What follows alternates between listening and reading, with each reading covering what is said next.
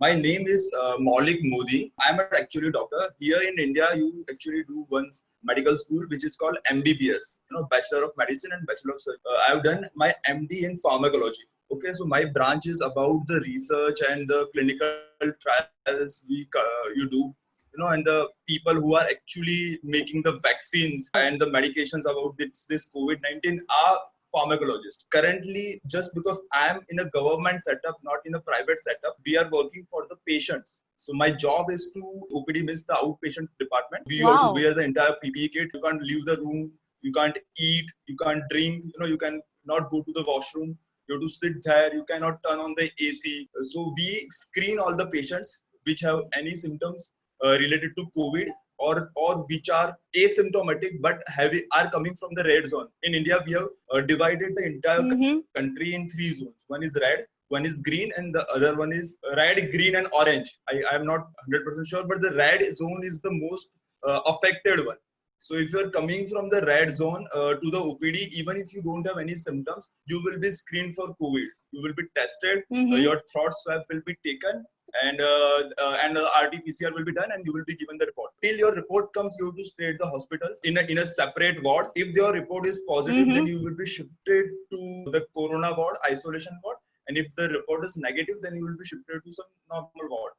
And then if the patient is having any contact history, means someone in your home is positive, then that patient will also be tested Uh-huh. for the Uh-huh. corona. You know the population of India, we are like Mm-hmm. 1.35 billion. So there are people with the lower socioeconomic status. Those people are actually living. They have like a small home, small room, and they are living like 10 people in that room. But a lot of Wow. people stay together in those areas. So what happens that if the one person becomes positive to the COVID, all nine are at risk. Means they cannot maintain the social distancing at that place. So those are the areas which are mainly red zones in India. We are targeting those areas. We are doing active screening. That is the biggest challenge. Then another big issue with India is that the people who come from lower socioeconomic status, they also lack a bit of education regarding this. So they are scared of coming to hospitals. They feel that no, they are not Ah, having any I see. symptoms, but you can be asymptomatic. And when you are asymptomatic, you can transmit the disease. And if someone is like older at your home, someone who is 50 plus, 60 plus, or 70 plus, and with the comorbid conditions like diabetes or hypertension, those are at risk. That kind of education is somewhere lacking in India. As a doctor, we have to screen them, do that psychological counseling of them. They have that human touch of empathy. You have to sit with them for 15 minutes, 20 minutes, and explain them that this is for you, family. You may not get the symptoms, but you may put other people at risk. So that is the biggest challenge which we see in India. I am a senior doctor, fortunately, so I have to work for 6 hours. 6 hours.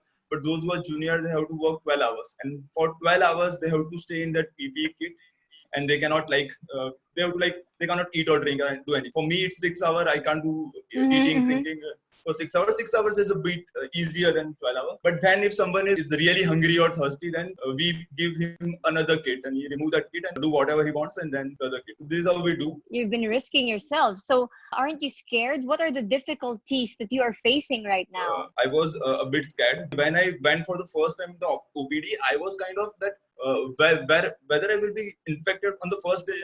That was going in my brain. That what if I get infected on the very first day or the second day? Maybe that disease is extremely infectious and all. But after I have done almost 1.5 months there, so now that scare is gone a bit. I don't feel that much scared because I haven't been infected yet. So there must be that the disease must be highly infectious. But if you follow all the steps of social distancing and cough and hand hygiene, you wear PPE kit properly, dispose it properly, so your chances of getting infection will be very low. Right now, how would you say is India dealing with the crisis? What are your best practices there in India Uh, right now? One thing is that the biggest challenge of India is the population. 1.3 billion is very big population. We have already tested more than 1 million, but still our test per million population is around 900 because there are so many people. How many you can test? Hmm. That's the biggest challenge we have. This is the biggest challenge which government is facing, and we are trying to Uh-huh. increase the test day by day, every day. Like we are almost testing 80,000 to 90,000 people per day, but still it's very low in compared Mm-hmm. to other Mm-hmm. countries. And the good thing about Wow. being Indian is that here there is a religion called Hinduism. Most of the people Yes. in India are Hindus. So Yes. and the one good thing about Hinduism is that that they believe a lot in spirituality. So they are, Oh. mentally very strong. If someone is getting ill, they don't give up, really fight very hard. They believe in God and all, some power which will protect them. You see in India, the deaths are still lower than the other countries. Out of 50,000, we have 1,500 deaths. So our mortality rate is very low. And the country where there is a lot of pollution, a lot of poverty, sanitation issues, people living in extreme poverty, still here death is very low. So I believe that spirit of India is very good dealing with it. So that is the best thing about Indian people, that they don't give up. When they come to OPD, they still they're positive that I will go out of it. I will be okay, and that is good. Maybe weather also plays a part here. The weather is like where I'm staying is 40, 42, 43 degrees. So there is no proven temperature will decrease the or kill the virus, but it can decrease the transmission, because virus will also find it difficult to stay in such a hot weather. I guess that is also helping India. Any virus will find it difficult to stay at 42 degree. And it will be even hotter after a few days. When did this pandemic start in India? When did you first feel? And when did the government and the hospitals start doing all of these initiatives? It all started, first case we got in January, late January, but just like all other countries, we kind of ignored a bit. I won't say ignored, but there was only one case, and India is a very big country. For next 1 month, few isolated cases were coming. And then when the pandemic really started in the US and Germany and Italy, at the same times we also started getting multiple cases from different cities. So after first case on 29 Jan, we got into lockdown on 22nd March. So there was a kind of delay for 1.5 months. And I think that really troubled us. You see, in India, the cases are increasing day by day, and there is a complete lockdown since 22nd March.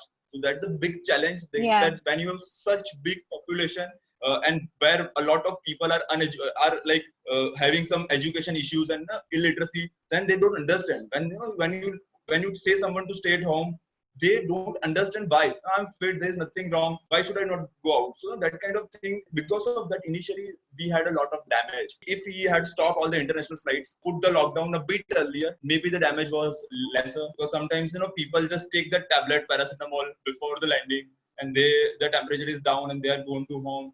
And then they are positive and they are spreading to others. So that are the challenges. So I don't know when it will end, because right now the cases are increasing day by day. We can only stay positive as long as possible. If you were to give 3 tips to us Filipinos to learn from India, what would be the 3 tips that, number 1, the citizens can do, number 2, the government can do, and number 3, the hospitals can do? For the government, the only thing is to you to test as much as possible. As many people as possible. You test all the symptomatics, you test all the asymptomatic, all the contacts, all the people with history. Test as much as possible and provide facilities on the hospital to accommodate as many people as possible.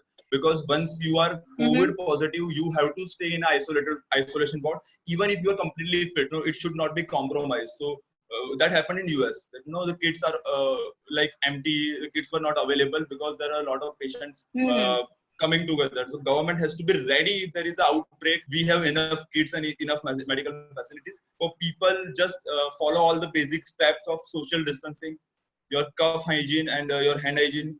If you sneeze, if you cough, anything, you should have some protective layer.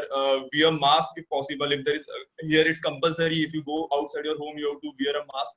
So wear mask if you are having symptom, especially when you are having any kind of illness, flu, fever. First go to hospital and get yourself tested. If you come positive, make sure that everyone you have contacted gets tested. They should not ignore. You may not get infected, you may not get symptoms, but you can still transmit. Someone else will be paying the price. There are also some Indians here in the Philippines. Is it fine if you give a message in Indian, perhaps something that would enlighten the Indians here in Philippines in your language? कुछ भी means कितनी भी बड़ी problem होगी life के अंदर, सब कुछ सही हो जाएगा एंड हम सब इसमें से बाहर आ जाएंगे, हम होंगे कामयाब. That means that we shall overcome and we will fight it and we will get out of it. I hope that whatever talks we had will help people. What are the experiences we have shared?